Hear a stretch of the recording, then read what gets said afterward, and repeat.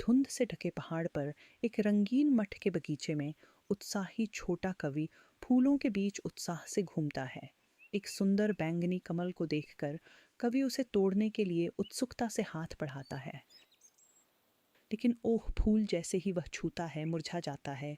निराश होकर कवि उसे छोड़ देता है और गुस्से में पांव पटकता है। भिक्षु आनंद अपनी दयालु आंखों और हल्की मुस्कान के साथ पास से देखता है और धीरे से पास आता है।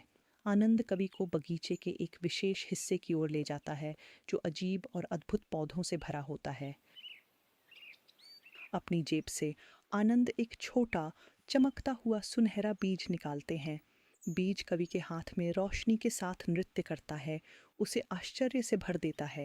ये बीज बहुत खास है, लेकिन इसका जादू देखने के लिए आपको धैर्य रखना होगा। एक साथ आनंदा और कवि पौधारोपण के लिए मिट्टी तैयार करते हैं।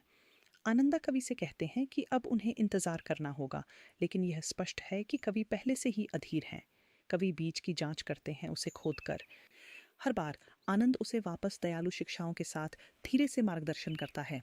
तीसरे दिन जब कवि बीच के पास बैठा उदास होता है तो सूखी नाम की गिलहरी दिखाई देती है। उसे देखते हुए आनंद कहता उस है, गिलहरी को देखो।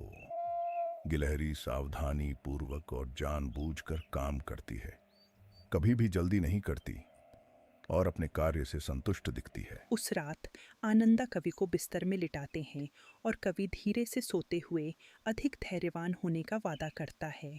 कुछ दिनों में कवि शांति से अपना रूटीन बनता है। बीज के पास जाता है, उसे सावधानी से पानी देता है और आनंदा के साथ ध्यान करता है। एक दिन कवि मिट्टी से निकलती हुई एक छोटा अंकुर देखता है जिसकी चमकदार नोक है। वह आनंदा को बुलाता है और देखभाल और धैर्य के बारे में उसने जो सीखा है उसे साझा करता है। आनंदा कवि के परिवर्तन पर मुस्कुराता है। जैसे जैसे अंकुर बढ़ता है, आनंदा कवि को धैर्य और बढ़ने के बारे में सिखाता है। वे खुशी से नृत्य करते हैं, रंगीन तितलियां उनके साथ जुड़ जाती हैं और कवि की हरकतें शांत बगीचे की लय से मेल खाती हैं।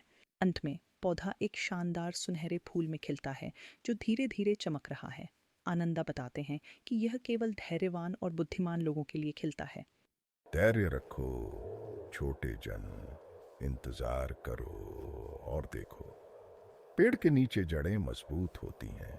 सूरज, बारिश और समय बताएंगे वे रहस्य जो जड़ें जानती हैं।